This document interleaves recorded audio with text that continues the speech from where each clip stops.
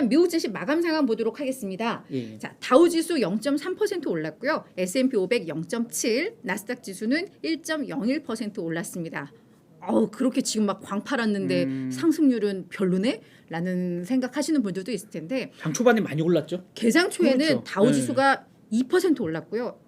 나스닥 지수가 거의 4% 가까이 그렇죠. 급등을 3.78 뭐 이렇게까지 맞아요. 올라갔었는데. 그래서 예. 일단 장 후반으로 갈수록 상승 탄력은 둔화가 됐습니다. 그래서 일부에서는 일단 내일 또 FOMC 결과 발표를 앞두고 약간 뭐 몸을 추리는 건가 뭐 이런 얘기들도 있긴 했는데 오히려 뭐 이런 부분들이 뭐 내일 제롬 파월 연준 의장이 오늘 또 증시가 너무 뜨거웠으면 이게 괜히 또 이상한 생각할 수도 있는데 뭐 더 나을 수도 있어요. 좀 아쉽기는 뭐. 해도. 일단 CPI 보고 우리는 심증이 굳어졌는데 네. 물증이 필요하니 내일 일단 FOMC 보고 맞아요. 달리자라는 생각을 했을 가능성이 있습니다. 네, 예. 그러면 자 예고한 대로 예, 예. 저희가 CPI 하나하나 분석해 보겠습니다. 예, 먼저 네. 뜯어보시죠. 네, 예. 저도 공부하겠습니다 오늘. 자, 저도 뭐 아침에 세부 지표를 오랜만에 아주 디테일하게 좀 뜯어보면서 그 미국 노동부 보도 자료를 뭐 디테일하게 뜯어보면서 이제 내용을 정리했는데요. 하나씩 보시죠. 인플레는 분명 꺾였다. 저는 단정적으로 얘기할 수 있습니다. 사실은 이게 지난달 CPI 나왔을 때 또 그 이후에 이제 부동산 그 중개 플랫폼 업체들의 속보 지표를 제가 누누이 이제 설명드리면서 저는 분명히 그때 꺾였다고 생각하고 있었는데 이번에 이제 CPI를 보면서 좀 확답을 드릴 수 있는 상황이다라는 겁니다. 헤드라인 CPI 먼저 보시면 7.1 전년비 상승했는데요. 이게 지난달에 7.7이었거든요. 무려 0.6% 포인트나 꺾였고 월가 전망치보다 훨씬 낮았죠. 7.3보다. 이게 작년 12월 이후 무려 11개월 만에 가장 낮은 상승률이고요. 헤드라인 CPI 전월비는 0.1%밖에 안 올랐습니다. 이게 10월에 0.4니까 4분의 1 토막으로 이제 낮아진 거고요. 변동성이 큰 에너지나 음식료를 뺀 근원 CPI 같은 경우도 전년비 6.0 이게 이제 10월이나 월가 전망치보다 더 낮았고요. 근원 CPI 전월비도 0.2 이게 10월에 0.4보다 훨씬 낮아졌죠. 옆에 차트 보시면 차트 1 이게 이제 고용노동부 발표한 보도자료 그 이미지를 그대로 제가 따온 겁니다. 제가 빨간색으로 표시한 부분 있죠. 박스로 표시한 부분. 이게 9월, 10월에 전월비 CPI가 0.4, 0.4 가다가 이번에 0.1로 뚝 떨어지는 모습 보였죠. 사실은 여기 박스 앞에 7월에 제로였잖아요. 저때 가면서 사실 우리가 마음속으로 다들 시장은 야 이제 인플레 끝났구나라고 이제 이게 섣불리 이제 그 김치 국물을 마셨다가 그 다음에 0.1, 0.4 이렇게 올라가는 거 보고 아니었나벼 속았나벼 했는데 이번에 0.4, 0.4에서 0.1로 뚝 떨어지는 양상을 보였다라는 거고요. 아래 차트는 뭐냐면 전년 동월비 기준으로 해서 파란색은 헤드라인 CPI 이게 두 달 연속으로 가파르게 확 꺾인 모습이 보이죠.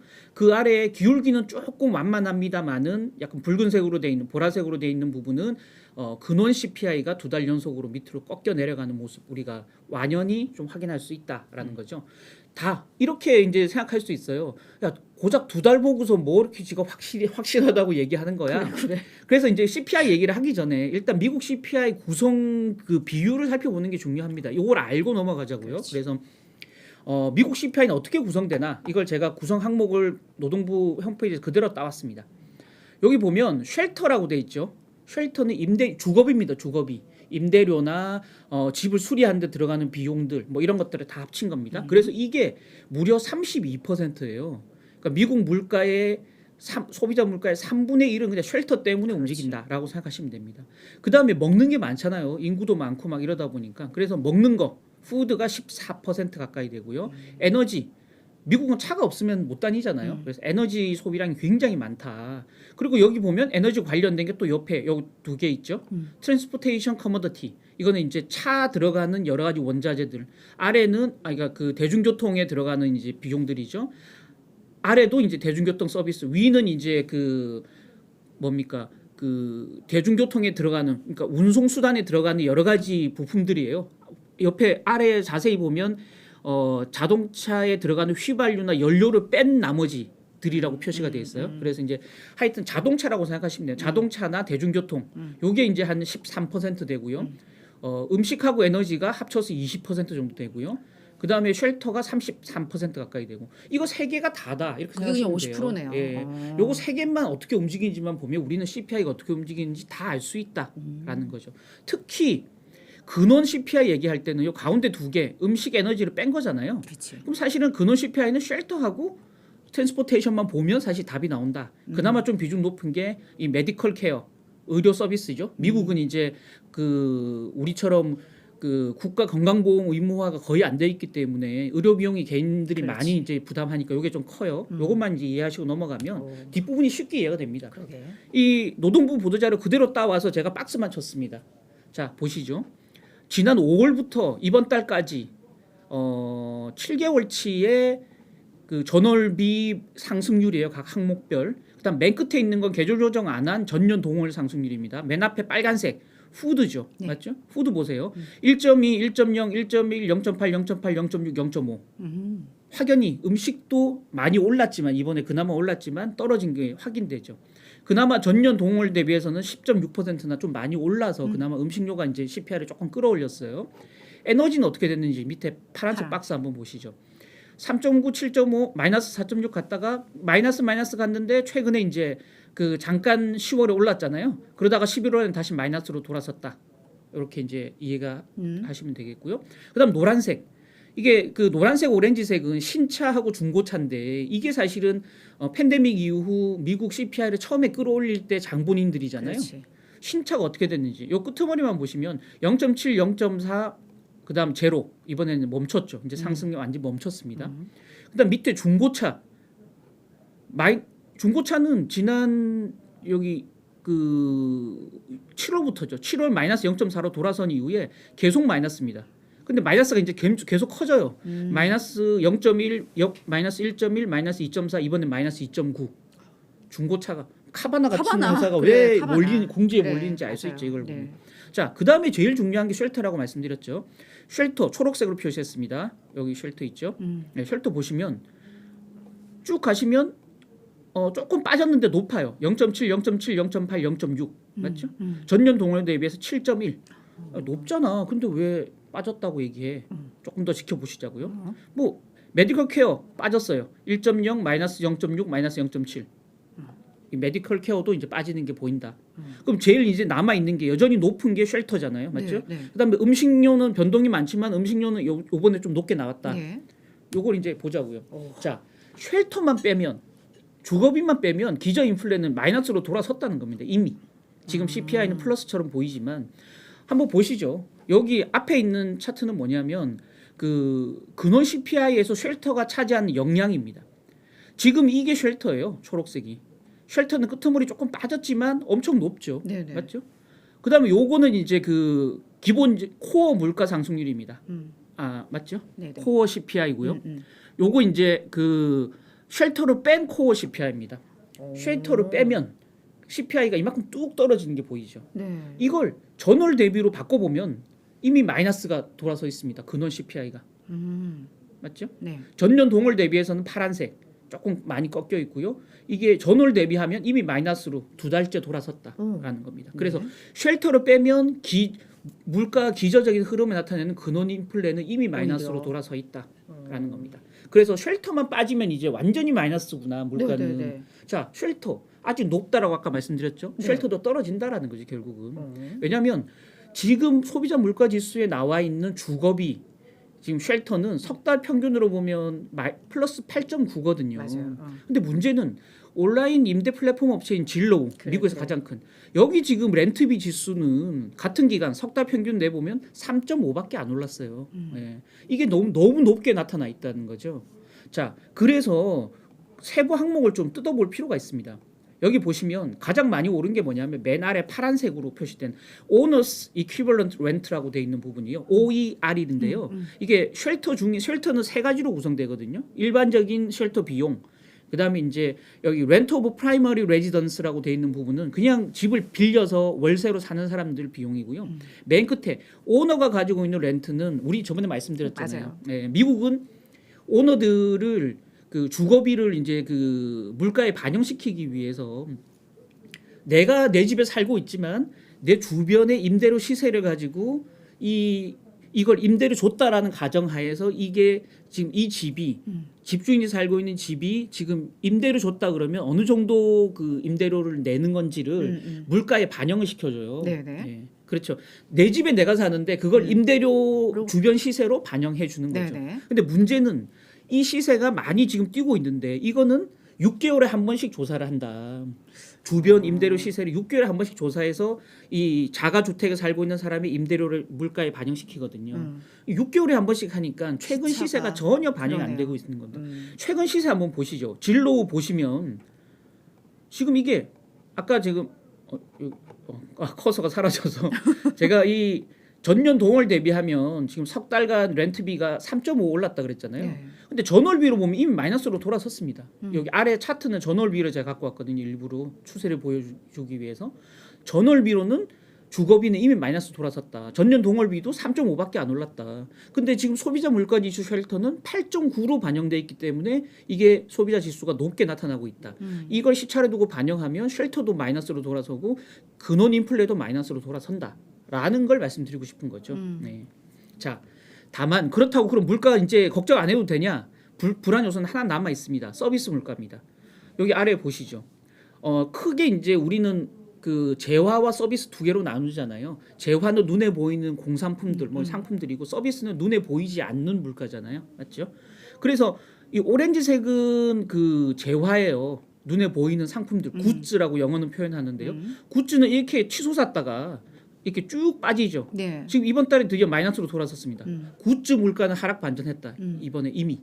그래서 뭐 제품들 우리가 슈퍼 가서 사는 물건들 뭐 애플에 가서 사는 물건들 이건 다 이미 마이너스 돌아선 거죠. 근데 보라색으로 나타낸 이거는 지난달보다 좀 빠졌지만 서비스 물가는 위로 계속 그러게요. 올라가고 있죠. 네. 맞죠? 그래서 굿즈는 하락 반전했는데 서비스 물가는 여전히 높다. 근데 재밌는 게 이 얘기를 미리 했어요. 제롬 파월이. 제롬 파월이 지난번 브루킹스 연구소 그 연설 때 이번 12월 FOMC에서 금리 인상 속도 조절하겠다라고 이제 공식 발표한 날이 그때잖아요. 네. 네. 그때 많이 숨겨져 있었지만 이런 멘트를 했었어요. 향후 인플레가 잠재력이 어떤지를 이해하는데 가장 중요한 지표는 근원 서비스 물가다라고 얘기했어요. 예. 근원 서비스 물가 이번에 조금 높게 나왔죠. 네. 근원 상품 물가는 쭉 마이너스로 돌아섰는데 근원 서비스 물가는 올라갔다. 그럼 서비스 물가는 왜 올라가냐라고 했을 때 임금이 올라가서 그런 거예요. 서비스는 사람이 해주는 거잖아요. 그렇지. 임금이 올라가니까 식당에서 일하는 사람 임금도 올라가고 그러니까 식당의 서비스 요금 식당 요금은 올라갈 그렇지. 수밖에 없는 거죠. 결국은 서비스 요금이 올라가는 건 높은 임금 상승률 때문이다라는 거죠. 그래서 임금 상승률만 둔화되면 서비스 물가도 내려간다라는 거죠. 근데 최근에 고용 지표를 보면 임금 상승률 자체가 상승은 하고 있지만 상승 속도가 둔화되는 걸 우리가 둔화되고 있죠. 눈으로 확인할 수 있죠. 그런 면에서 보면 지금 최근 석 달간 지금 근원 서비스 물가 지금 제롬 파월이 얘기했던 가장 중요한 근원 서비스 물가라고 얘기했는데 그게 석 달 평균으로 보면 7.5 상승했거든요. 불이 깜빡이네요. 여전히 높죠. 그러나 임금 상승률이 지금 같은 속도로만 빠져준다면 서비스 물가도 곧 빠질 가능성이 있다라는 거죠. 자, 중요한 건 시장이 어떻게 반응했느냐가 제일 중요하죠. 그렇죠. 그리고 그 시장 중에서 주식보다 더 중요한 건 채권 시장입니다. 채권이 어떻게 반응했는지가 가장 중요합니다. 왜냐하면 10년물 금리를 구성하는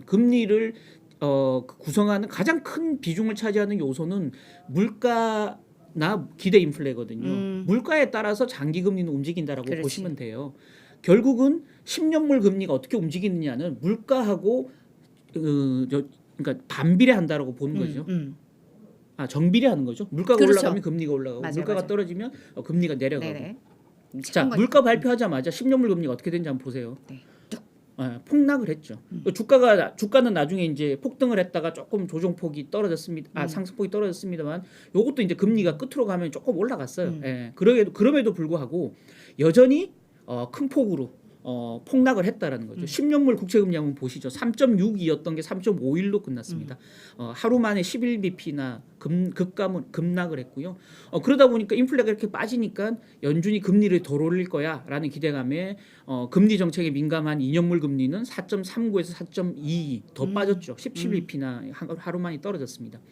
그러고 지금 이제 시장 참가자들이 보이는 12월 이제 FOMC 전망, 패드 워치를 보면 이게 이제 확연히 좀 보이시죠? 큰 차이는 없습니다만은 6, 7에서 50bp 인상 전망이 80%까지 지금 올라갔죠. 맞죠? 75bp 올린다는 전망은 이렇게 아래로 뚝 떨어지는 걸 확인할 수 있죠. 20%까지 떨어져 있죠. 한 23에서 20%까지 떨어져 있습니다. 베어드의 전략가인 안토넬리는 연준이 CPI 완화, 그러니까 시장이 오늘 주식 시장은 확 올라갔다가 상승률이 약간 상승률이 둔화됐고 10년물 금리도 뚝 떨어졌다가 끝에 약간 올라간 이유는 CPI가 하락한 걸 연준이 인정하기를 지금 시장 참가자가 기다려 보고 있는 거다. 하루 정도 시간을 더 주는 거다라고 얘기했고요. CPI를 반영해서 파월이 발언 톤을 낮춘다면 시장은 그때부터 랠리 모드로 갈 거다. 그렇지. 라고 이제 얘기했고 랠리 모드를 하루 미룬 거라고 생각하시면 된다라는 거죠. 이 사람 말은. 근데 만약에 파월이 그래도 우리 생각은 안 바뀌었다. 이런 코멘트를 한다면 시장은 실망해서 조금 조정폭이 생길 수도 있다라고 얘기했습니다. 다만 최종 금리가 어떻게 되는지가 굉장히 중요하다라고 얘기했잖아요. 지금 이제 변수는 연준이 생각하는 최종 금리와 시장이 생각하는 최종 금리 사이에 좀 괴리가 있을 수 있다라는 겁니다. 이걸 어떻게 괴리를 메꾸느냐가 향후 시장 랠리의 핵심이다라고 보여지는 상황입니다. 지금 한번 보시면 현재 그 FFR 연방 기준금리죠. 기준금리 이 선물 거래가 있어요. 그 선물 거래 에서 반영되고 있는 최종금리, 연준 최종금리는 내년 5월에 4.8% 갈 것이다. 이게 최종금리 전망이거든요. 지금 이게 한 달 전만 해도 5.0이었어요. 계속 5.0을 유지하다가 지금 이번에 뚝 떨어졌죠. 네네. 4.8까지 지금 떨어져 있습니다. 여기 제가 표시했습니다. 내년 5월에 4.8 간다. 이게 지금 시장 참가자들이 생각하는 거예요. 근데 이번에 FOMC에서 그 파월이 자기 기자회견에서 자기의 그 발언 톤은 낮출 수 있겠지만 이 최종 금리는 이틀 전에 미리 써내거든요. 맞아. 17명, 그러니까 19명의 연준 FOMC 인사들이 각자 이제 이 써서 왜냐하면 그 연준 실무진한테 제출하면 실무진들이 그걸 취합해서 점도표를 만들거든요. 점을 찍어서 만들거든요. 그래서 이틀 전에 줘야 되고 그래서 하루 전날 실무진이 점도표를 완성해서 다시 이제 FOMC에 넘겨요. 위원들한테 그 위원들은 그걸 이제 회의 전날에 보고 딴 사람은 이렇게 생각하는구나 하고 미리 알고 FOMC 회의에 들어가거든요. 근데 이제 재밌는 건 이런 경우도 있어요. 제가 이제 친한 분이 페드에 있었던 김진일 교수라고 고려대 교수. 이제 제가 뭐 기자하면서도 오랫동안 사귀었고 미국에서도 자주 뵀던 분인데 그분이 그러더라고요. 만약에 이렇게 내 생각에 변동이 있습니다. 그러고 이제 실무진한테 얘기하면 회의 3시간 전에 바꿀 수 있대요. 점도표를. 근데 실무진이 굉장히 짜증을 내기 때문에 그렇게는 잘 안 바꾼대요. 왜냐하면 김진일 이 고려대 교수가 그 페드 이코노미스트를 하면서 점도표를 작업하는 일도 했었거든요. 근데 짜증이 난대요. 이미 다 만들어서 뭐 엑셀 파워포인트 만들어서 줬는데 고쳐주세요. 3시간 전에 나 지금 중요하게 마음이 바뀌어서 좀 조정하고 싶다 이렇게 하면 짜증 내지만 바꿔준대요. 근데 그런 케이스는 많지 않지만 그래서 사실 이번 CPI를 보고 하루 전날 나 바꿀래 그렇게 하는 사람이 있을 수도 있어요. 네, 있을 것 같아요. 그러나 그런 경우는 흔치 않기 때문에 점도표는 사실상 이번 CPI를 안 보고 찍은 거라고 생각하시면 돼요. 그래서 점도표는 좀 높게 나오겠지만 시장에 기대하는 최종 금리를 보는 게 더 정확하지 않을까라는 게 제 개인적인 생각입니다. 그래서 채드웰 모닝스타의 그 이코노미스트는 12월에 50bp 금리 올리고 내년 2월에 25bp 올리는 게 거의 확실하다. 이제는. 그러니까 내년 사실은 2월에 50bp 인상 기대도 있었잖아요. 근데 이 사람도 25, 50 애매했는데 이제는 거의 25가 확실하다라고 봤고요. 내년 중에 인플레 완연하게 둔화될 것이고 그걸로 생각하면 연말 이전에 연준이 금리를 내릴 것이다. 이제 전망했고요. 뱅크 오브 아메리카 수석 이코노미스트 마이클 게펜도 이번 CPI로 연준 내부에서 피봇 금리 인하를 언제 할지에 대한 공방이 아주 뜨거워질 것이다라고 이제 예상을 했습니다. 그런 면에서 보면 CPI를 안 보고 찍은 최종 금리는 지금 이제 간밤에 골드만삭스하고 뱅크 오브 아메리카는 5에서 5.25 정도로 점도표는 찍고 나올 것이다라고 이제 전망을 했어요. 그럼에도 시장은 4.8% 보고 있기 때문에 요 괴리는 우리가 좀 감안하고 볼 필요가 있다라는 거고요. 맨 마지막 물가 피크아웃 얘기하는데 그걸 뭘 사야 되냐? 간밤에 이제 뱅크 오브 아메리카의 이제 수브라마니안 그 퀀트 부분 대표가 그 과거 인플레가 피크아웃 된 이후에 S&P 500의 500개 종목 수익률하고 변동치를 비교 분석했어요. 신뢰 구간이 본인은 플러스 마이너스 95%라고 주장하는데 여기 보면 물가가 피크아웃되고 나면 소비 지출이 확 늘어난대요. 이 수혜를 볼 수 있는 게 내구 소비재. 내구 소비재는 필수가 아닌 것들이죠. 그러니까 오랫동안 좀 쓸 물건들, 가전제품이나 의류나 뭐 전자제품 뭐 이런 거죠. 지금 수요 죽은 애들. 그렇죠. 네. 자동차도 마찬가지고요. 요게 최대 수혜를 볼 거라는 거고요. 그다음에 이제 비용 절감 때문에 필수 소비재나 소재 부분. 그러니까 소재는 이제 원자재를 주로 다루는 업체죠. 요게 이제 수혜를 볼 거라는 거죠. 그래서 과거에 미국 인플레 피크아웃 때 가장 수익률이 높았던 종목을 이렇게 추렸어요. 이분이 보면 아마존, 베스트바이, 전자제품이나 이런 것 내구재를 파는 그 맞아요. 업체들이죠. 네. 그다음에 이제 오토모티브, 자동차 이 부품 업체잖아요. 수리 부품 업체자 맞아요. 오라일리. 예. 뭐 그다음에 이제 요런 잭 켈리 요거는 이제 IT예요. 요거는 이제 비용 절감 부분이 있을 거고요. 그다음에 이제 요렇게 볼 코퍼레이션 같은 경우 소재 업체입니다. 원자재 업체. 요런 게 이제 비용 절감 좀 수혜를 볼 거고요. 크로거나 뭐 로스 같은 경우는 뭐 유통업체죠. 소매업체니까 요거는 이제 소비 지출 확대 수혜를 볼 거고요. 아래 홈디포나 로스는 이제 그 주택 경기가 살아나면서 좀 수혜를 보는 것들이고 그래서 물가 피크아웃 때 이런 종목을 사라. 그래서 CNBC 보시면 자세한 내용들이 나와 있으니까요. 네. 나중에 제가 또 필요하면 기사로도 써서 네. 여러분들께 전달드리겠습니다. 아, 네, 좋은 예. 강의 예, 예. 잘 들었습니다, 교수님. 예, 자, 또 우리 많은 분들 기대하고 계시는 예. 우리 또 테슬라. 예, 네. 길게 하진 않을 텐데 뭐 추락 테슬라 역사적 평균에서 70% 빠져 있다 아이고야, 뭐 얘기입니다. 참. 그래서 네. 아침에 보니까 여러 외신들 매체에서 테슬라 얘기를 굉장히 많이 다뤘어요. 예. 지금 뭐 아까 잠깐 우리 소피아님 주셨나요? 52주 신저가 뭐 했잖아요. 예. 아, 그리고 얘가 장중에 시가총액이 5천억 달러가 맞습니다. 붕괴가 예, 잠깐 무너졌었죠. 됐었죠. 예, 그렇죠. 그러면서. 지금 이제 여기 CNBC 보니까 머스크가 트위터를 인수한 날 이제 10월 27일 이후에 이제 주요 자동차 업체들의 주가 흐름을 이렇게 나타냈더라고요. 보니까 테슬라가 28% 빠졌고요. 리비아는 이제 악재들이 좀 있었잖아요. 그래서 리비안이 27% 정도 가까이 빠졌고, 뭐 포드는 오히려 올랐고, GM, 뭐 폭스바겐도 올랐고요. 뭐 비아드는 14%는 올랐. 비아드는 14%는 올랐는데, 테슬라 혼자 왜 이런지 모르겠어요. 예. 그래서 글로벌 자동차 업체 중에 주가 하락 단연 1위. 아니 자랑스러워. 정말. 그러다 보니까 뭐가 문제냐면 12개월 추정 이익 대비한 PER이 지금 32배인데 이게 4년 만에 지금 최저치래요. 그래서 테슬라 역사적 평균 멀티플에 비하면 70%나 지금 디스카운트돼서 거래되고 있다라는 거고요. 또 추정 그 EV 에비타 기준으로도 53%나 할인 거래되고 있다. 이게 이제 댄 아이브스 애널리스트가 이제 분석한 건데요. 이렇다면 뭐 이제는 좀 저가 매수가 들어와야 되는데 그러게요. 신통치가 않다라는 거죠. 그래서 테슬라의 주요 주주 중에 한 명이면서 열받은 그 크리스틴 헐이라고요.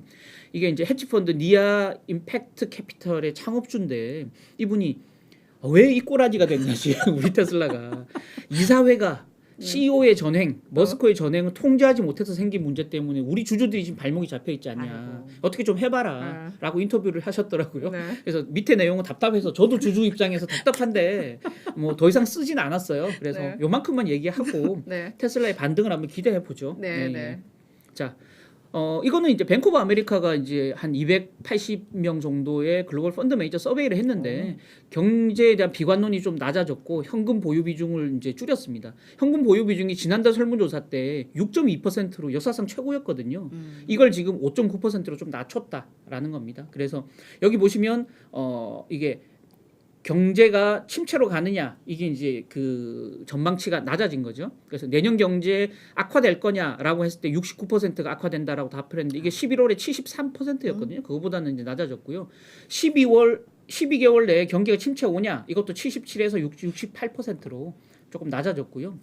내년에 중국 경제 좋아지냐 올해보다라고 물었는데 이게 75%가 좋아진다. 이게 무려 19개월 만에 최고치를 지금 기록했고요. 뭐 인플레 1년 내에 떨어지냐 90%가 떨어진다라고 이제 확신을 갖고 있고요. 현금 보유 비중 아까 말씀드렸던 대로 6.2%에서 5.9%로 이제 투자를 좀 하고 있다는 거죠. 다만 여전히 주식보다 채권에 더 많이 갖고 있다. 이게 13년 만에 최고치거든요. 아직은 채권에 좀 더 매력을 느끼는 것 같다.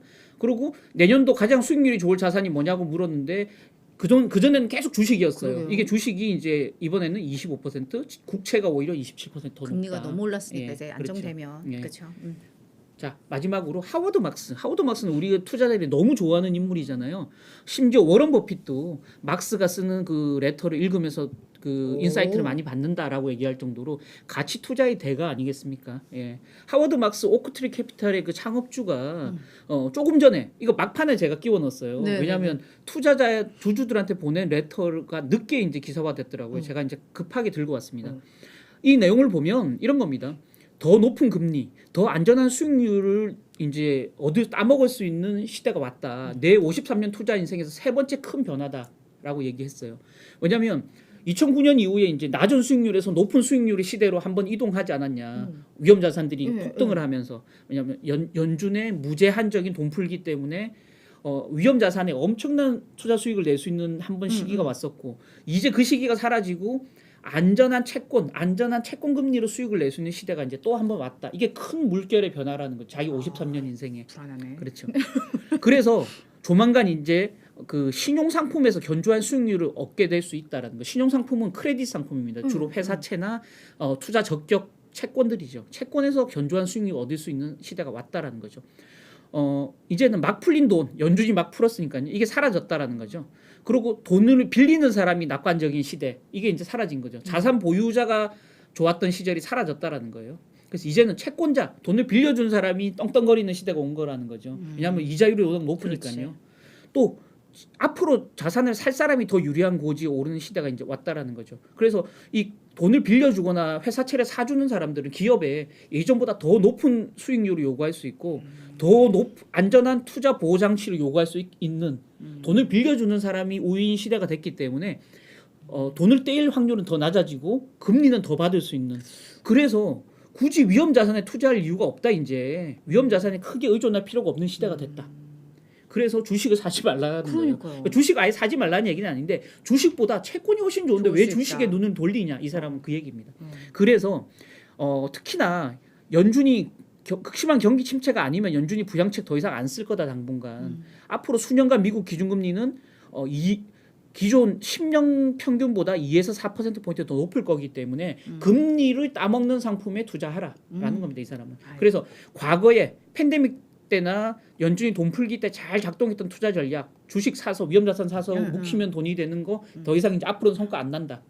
위험자산 사지 말고 안전한 금리부 상품을 사라라는 게 하워드 막스의 인사이트입니다. 근데 이분은 가치 투자자이기 때문에 또 이런 그렇죠. 말씀을 하실 수가 있는 예, 거예요. 왜냐하면 채권 투자는 기대 수익이 높아야 뭐 그렇죠. 금리 이제 이표채인 뭐 한 10% 여기에 그렇죠. 뭐 시세 차이 뭐 이 정도겠지만 주식을 투자하시는 분들은 기대 수익이 그보다 훨씬 높잖아요. 뭐 장기로 이제 같이 그죠? 투자하시는 분들이 있는데 우리 같은 일반 개미들은 이 가치 투자와 같이 갈 수 없어요. 그죠, 맞아. 가치가 다르기 때문에. 맞아요. 그래서 그런 걸 고려하되 이럴 수도 있겠다. 그래서 큰 손들이 아무래도 채권 시장 쪽으로 갈 수는 있겠구나. 뭐 요 정도 이제 참고를 하면 어떨까라는 그렇죠. 생각이 들어요.